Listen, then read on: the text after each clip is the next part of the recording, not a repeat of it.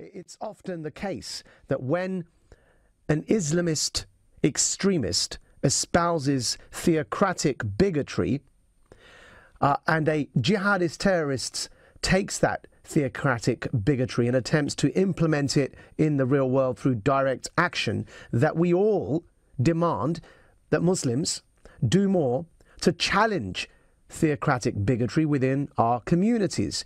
I, at the forefront of that effort, am regularly not only expected to, but feel it is my duty to condemn Islamist extremism before it becomes jihadist terrorism.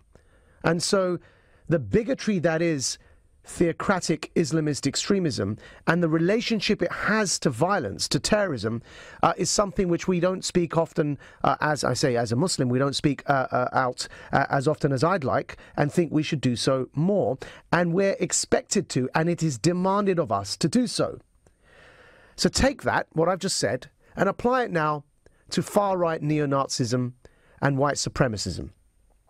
Because you can't have it both ways.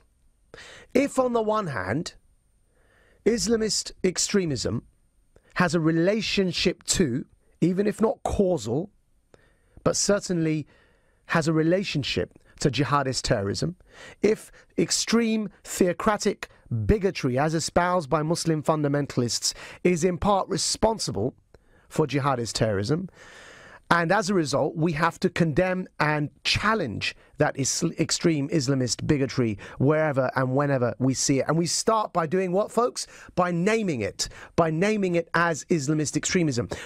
If that's the case, then likewise, extreme white supremacist bigotry, far-right neo-Nazi bigotry, has a relationship to this sort of attack, where James Field Jr., a 20-year-old, has been arrested for allegedly ploughing his car into a crowd and murdering a 32-year-old woman. So if far-right and white supremacist rhetoric has a relationship to this sort of attack, then likewise we have to condemn and we have to challenge far-right neo-Nazi white supremacism wherever and whenever we see it.